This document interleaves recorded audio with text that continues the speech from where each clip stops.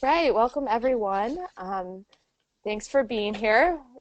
Today's Kid Blog webinar is on getting started with student blogging. And we're very excited to have you join us today. So thank you for taking some time to attend tonight's webinar. We know that you'll get a lot of value out of this upcoming presentation, and you'll also get some great content from our presenter, Marcia, and you'll be able to go home and back to your class and hopefully get this implemented into your class right away. At this time, you should be able to hear me talking. If you are able to hear me talking, then you're good to go. You're all set up and connected, and you can go ahead and just grab some paper and sit back and enjoy today's presentation. If you are experiencing any connection issues throughout today's webinar, just go ahead and log out of the webinar and then log back in using that same link that you logged into initially, and hopefully that'll help resolve that issue for you. Another side note, we will be recording this session and it will be automatically sent to you in the next couple of days, and so keep an eye out for that. It will be emailed to you. And finally, if you do have a question during the webinar at all, feel free to enter that question in your control panel. We will get to questions verbally at the end of the webinar, or if it's an urgent question for any reason, I will go ahead and we will answer that right away. So now I'm excited to be able to introduce today's presenter, Marcia Armbruster. Marcia is an elementary gifted education specialist in a suburb of Cleveland, Ohio. She teaches 3rd, 4th, 5th, and 6th graders in the areas of language arts and math. Marcia has been teaching and advocating for gifted students and their parents for 22 years, and she is a parent of 2 gifted adult children as well. She loves to travel and learn about different countries and cultures, bicycle and hike with her husband, and photograph antics of her Labrador Retriever pork chop. So without further ado, I will go ahead and pass the presentation along to Marcia, and she will get started today with her presentation on getting started with student blogging. So we'll give this a few seconds for Marcia to get set up. And there we go.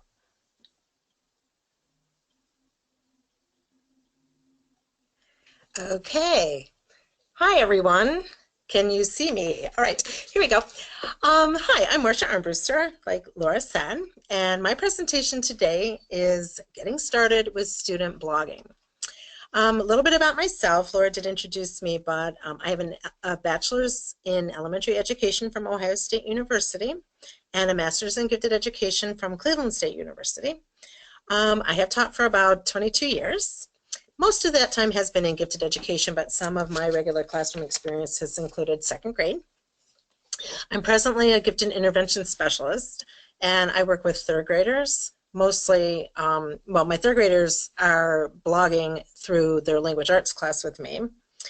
And I also work with 3rd grade math, 4th, 5th, and 6th grade math with gifted students. My blogging experience with Kid Blog has only been with my 3rd graders because I have 3 groups of 3rd graders in 3 different schools. And Kid Blog has been a godsend because I have been able to be in 3 different places and yet teach 1 class, because Kid Blog has given us a virtual class to connect with. We mostly use Kid Blog for literature discussions. We also do some higher level creative writing experiences. And just last week, my 3 classes got to meet and in 1 location. And so they got to share some experiences with reading, writing, discussing literature with kids that they've only known through the virtual Kid Blog. So it was a really wonderful day. They made a lot of new friends. They had spent so much time commenting with virtually that it was nice for them to actually get to meet one another. Okay, so, whoopsie. I think I've gone a little too far. Thank you for your patience. This is a very sensitive machine. Okay, here we go. First thing I want to talk to you about is that when you are starting with blogging, you have a lot of decisions to make.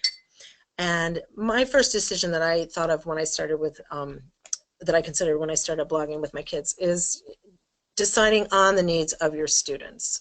And first and foremost, what kind of accessibility do you have and do your students have with technology? I don't know how fortunate you are in your classroom to have computer access every single day, but I know we are not. So sometimes you have technology to blog with and sometimes you do not. So that is definitely something that a person going into, considering doing blogging with their students needs to think about. Also the age and the ability of your class. I work with third graders, and third graders are not the, best typists in the world. We do a lot of hunt and pecking, and sometimes it seems at the beginning of your school year that that's more painful than giving them a piece of paper and giving them a journal and seeing what they can do. But my kids have become amazing typists, and I do want to tell you that if you're considering not blogging because of the two-finger hunt and peck, that will go away very quickly. Something you have to consider with different age groups is how independent they work and what might their limits be as far as accommodations that you might have to make. I know young kids sometimes, when I've started off with some of my students with KidBlog, they want to play around with KidBlog more than they want to write with KidBlog. So that's an accommodation and limits that you have to set. I mean, oh, let's change the font, let's change the color, things like that. So you definitely have to consider your own students and just put limits on any distractibilities that they might have. But it's definitely worth it. It is really a wonderful thing, especially even for young kids. Also, too, are there typing programs that you want to have them practice so that their typing does get better, so that their blogging, you can use more of your time for blogging and less time trying to find the keys on the keyboard. Okay, now that we've considered the needs of our students, we need to consider our own needs. So as you consider the needs of a teacher, time considerations are always a teacher's #1 priority. Do you want blogging to be an independent activity done at home because perhaps you don't have enough time in your daily curriculum? Or do you want to provide class time for them to blog? Do you want that to happen every day? Do you want that just to happen when their work is done? These are just things to consider. How much time do you actually have or are willing to give them to devote to their blogging? Editing your students. This is something that, because I only see my kids twice a week because I'm in 4 different buildings, you have the option when you're blogging to edit online and then send a private message back to your students so that they can fix their writing. What I like to do, though, is because our time is so limited, I actually have them blog, bring their computer to me, and we talk about their editing so they can physically do it right there and then. So when they publish, it's kind of a one-shot deal. They're absolutely ready to publish, and we've already conferenced about it. That's something else to consider, though, because you don't have to do it that way. Teachers sometimes will take blog posts for a grade, and sometimes not. So there is something else to be considered. Also, too, do you want to use KidBlog for enrichment? Do you want to use KidBlog for regular classroom assignments? So again, all these different things that a teacher would take into consideration before actually starting to blog. Blogging is a great way, if you're doing ELA, to showcase creative writing. Would that be your main focus? Would you want to do journaling? Would you want to do literature discussions? That's actually how I do it with my 3 different groups of kids. We read the same material. I actually post it on KidBlog. Say, for example, we did Aesop fables. So one of my blog posts was the Aesop fable. Another of the blog posts were questions that I wanted them to consider and blog about. And then a third activity was a create activity to use higher level thinking skills and do a creative writing at the very end.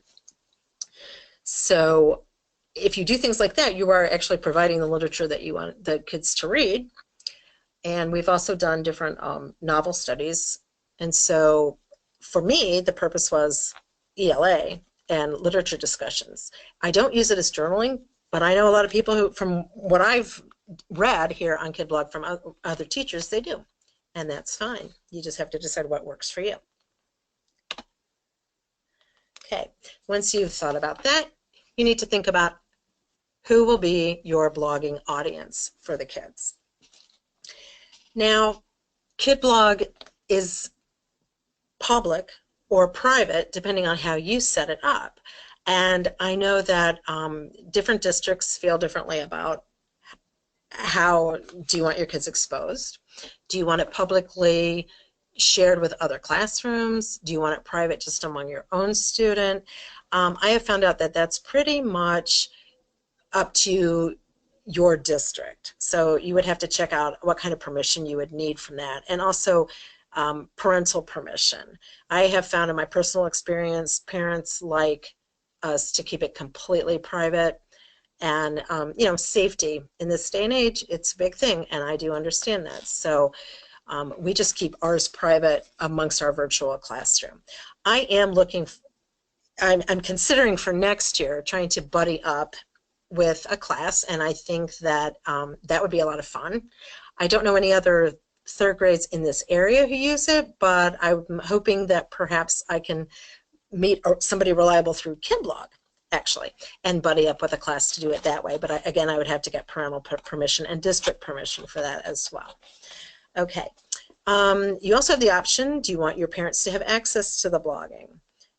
Or do you want them to have access to just public work? Do you want to see how the kids are doing at the time? Or maybe you don't want to have parental access at all.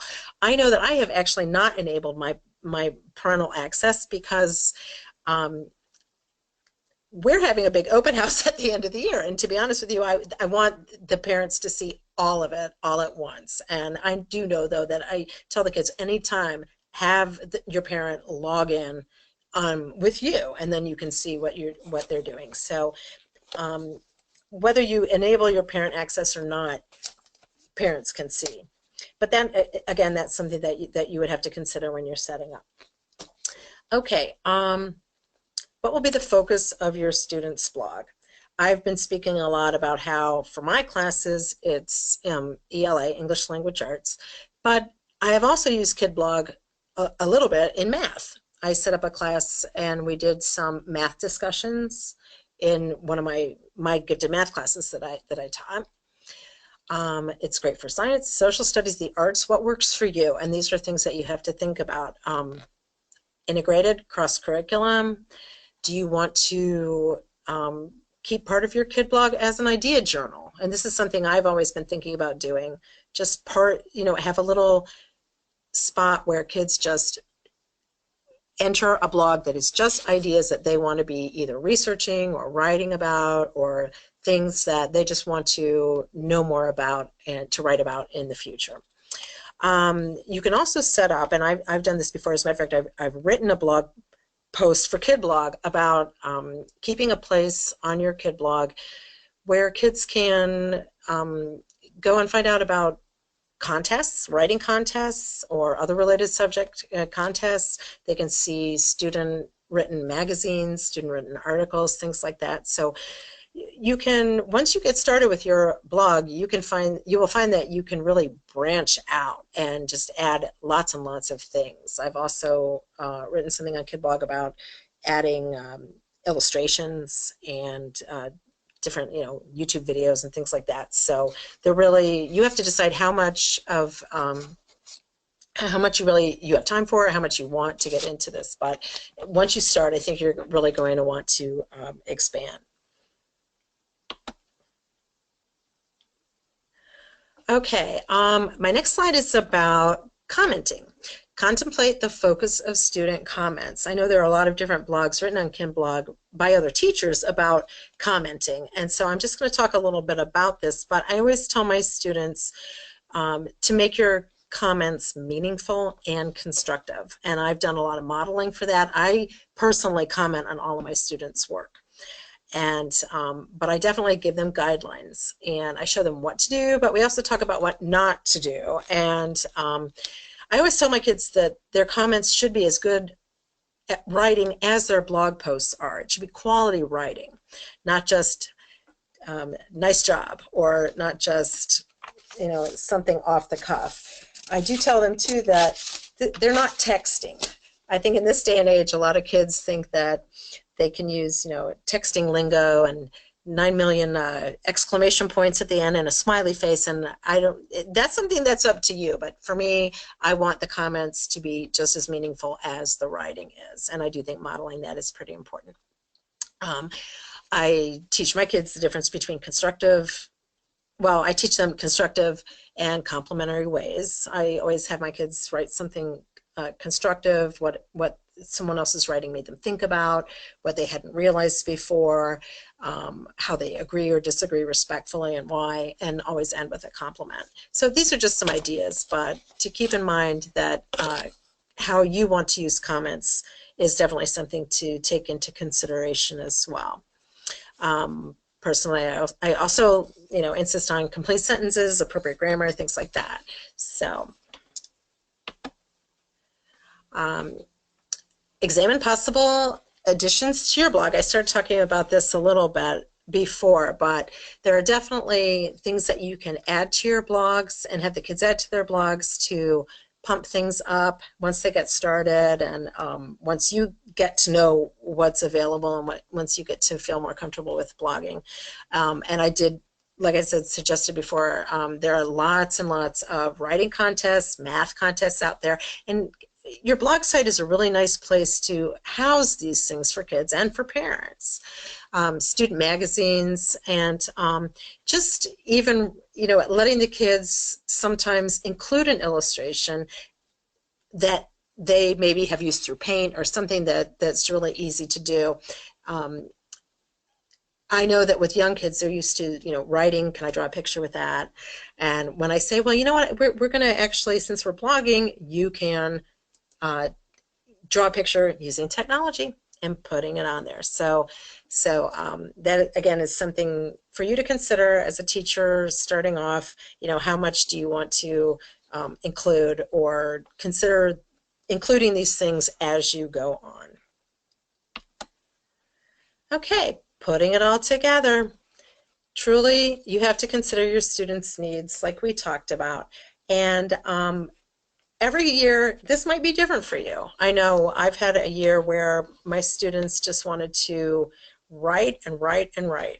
And then I've had a year where they fought me on it some way. So I had to make some adjustments. And you will know. And just like in anything with teaching, every year is different. So this is a good thing to think about at the beginning of the year when you're going to set up your blog and when you're going to implement it. Definitely consider your own needs. It's not a selfish thing to do. We as teachers know that we all have different needs, and there will be years when this really works for you, and then there will be years that this may not work for you as well, but I would definitely stick with it because I think blogging, and especially with Kid Blog, is just so very valuable and so much fun. I think once you set up your guidelines for your students from the beginning of the year, and of course as the year goes on, you might modify them, you might change them a bit, you might give your kids more freedoms, more choices, with you still having, you know, guidelines. But as long as they know what the guidelines are, and sometimes they're time guidelines, and sometimes they're just, you know, writing guidelines per se, but they are things that definitely to consider. Let's see. I think making choices, I think Kid Blog and blogging with kids allows for a lot of flexibility with your choices and kids' choices and with writing. And it's a very fun and purposeful activity. I have only gotten just glowing feedback from parents. And I think that you will find it's very addicting. I think it's a great thing to use in the classroom. So Laura, I'm going to turn it back to you. I believe that is the end, and we have questions and answers. I do thank you for attending my webinar. I do have blog posts under Mrs. A on the Kid blog post, so feel free to check it out. Send me some comments. I always get back to you, and sounds good. Okay, Laura. Yeah. Thank you, Marcia. Yeah, and Marcia is one of our very knowledgeable and beloved blog writers. So, and you can check out our blog from the homepage at kidblog.org and look for some of Marcia's posts there. Um, well, we do have a couple questions coming in, so I will go ahead and ask you those. One is, do your students incorporate hand-drawn illustrations using a photo or scan? I have not done that yet. It is definitely something I'm interested in doing, and I personally need to research how to do that more. But yeah, I would definitely do that. That sounds like a really nice way to add illustrations. So yeah, I would recommend that. Great. Yeah, and adding your own photos to blog posts in KidBlog is fairly simple. We have an awesome media library that stores a lot of, that can store a lot of images there, as well as preset images that students can use to add to their posts. And then another question is, you mentioned keyboarding feels slow in the beginning. Do students use other keyboarding practice software, or have you found that blogging is enough? I know because being a gifted specialist, I don't have my kids all day long, but I do know in our in most of the schools I work with, they have a resource room where I know that they have from time to time typing keyboard programs that they do practice. So I know that they have access to that. Um, it's hard to say. That's kind of an individual thing. I've seen kids with unbelievable typing skills that they just pick up really quickly, and I still have kids, even at the end of the year, who still hunt and peck with 2 fingers. They just do it really quickly. So it certainly wouldn't hurt to have a program to practice on. I personally don't have time to do that with my kids, but I know that they do have access to it. Great. And then have students expressed interest in continuing to blog over the summer, and will they continue to have access to be able to blog over the summer?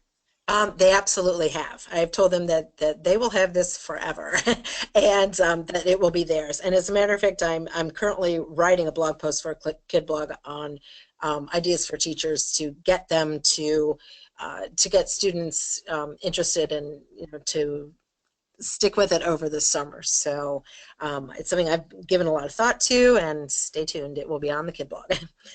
Great. So students will continue to blog within your class? Yes.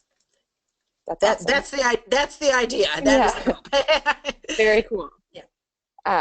And then you also mentioned that there are contests out there for students to join and for your class to use it within the class blog.